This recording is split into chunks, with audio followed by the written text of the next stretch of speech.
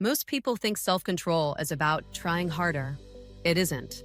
Self-control lives and fails long before you ever try. Your brain is constantly predicting what you should do, what feels safe, what feels rewarding, and what feels familiar. And sometimes, it makes those decisions against your long-term goals without asking for your permission. Today, we're going to explore why your own brain quietly sabotages your self-control, and more importantly, how you can reclaim that power using deep psychological tools that work beneath conscious awareness. Tools that gently retrain the mind instead of forcing it. This is SavvyVerze, where smart learning becomes second nature.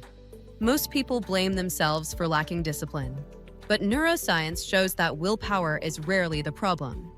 Your brain keeps internal, reward maps, patterns built from years of repetition.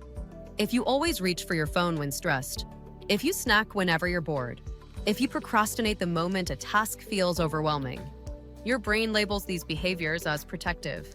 Your brain isn't sabotaging you because you're lazy. It's following a map you unknowingly trained.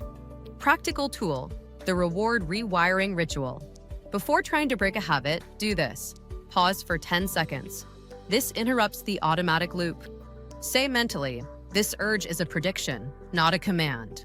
Replace the behavior with a tiny competing action, a deep breath, a stretch, a sip of water, stepping outside.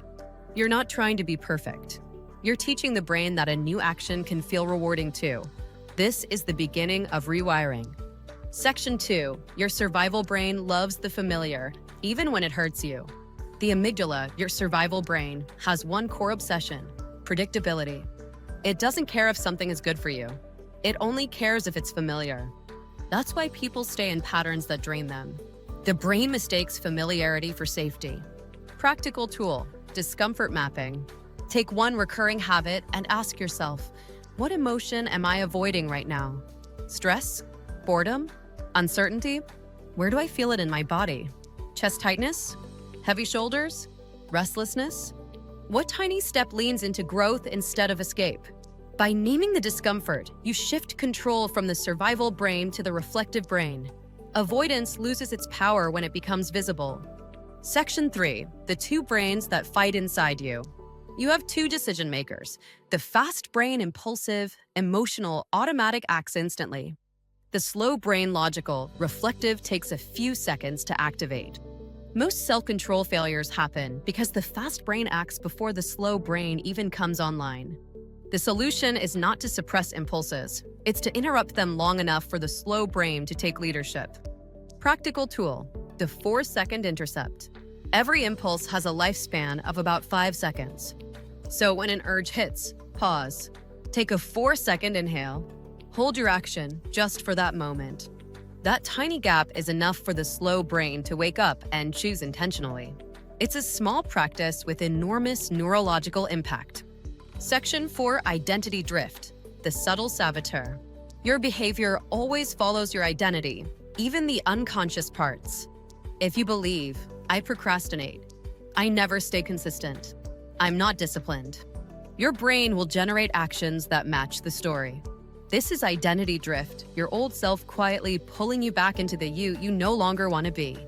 Practical tool, identity anchors. Write one identity statement. I'm the kind of person who finishes what I start.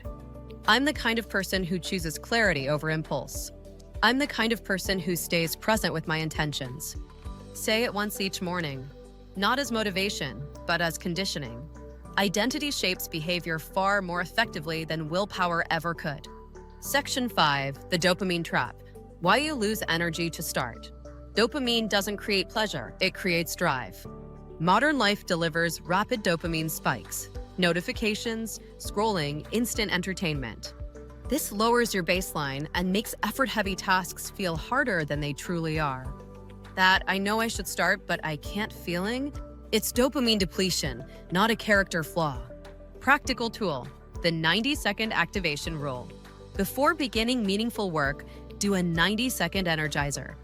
A brisk 30-second walk, a splash of cold water, 5 slow, controlled breaths, a quick tidy of your workspace. These small activations lift your dopamine baseline just enough to make starting possible again. Self-control becomes easier when your brain has energy. By the way, if you're new here, this is SavvyVerze. I create videos that dive deep into brain training, memory techniques, and psychological tools that help you understand and strengthen your mind. If you want to develop smarter habits and stronger self-control, those videos will help you grow even further. Section 6, Emotional Clutter, the hidden drain on willpower. We talk about distractions, but the deepest distraction is internal. Overthinking, unresolved frustration, fatigue, social pressure, conflicting priorities. These consume cognitive bandwidth, leaving little room for discipline. Practical tool, thought clearing. Before any important task, ask, what's the main thing weighing on my mind right now? Write one sentence. Naming the thought unloads it from working memory. Your mind becomes lighter and self-control rises almost immediately. Section 7, Closing. Self-control is not a battle. It's a process. You're not failing because you're weak. Your brain is simply following old instructions you didn't consciously choose. Now you understand how reward loops pull you back, why the survival brain resists change, how identity shapes behavior, how dopamine influences motivation, how emotional clutter drains your willpower. Your job is not to fight your brain, but to teach it, guide it, and patiently shape new pathways. That is what real, lasting self-control looks like.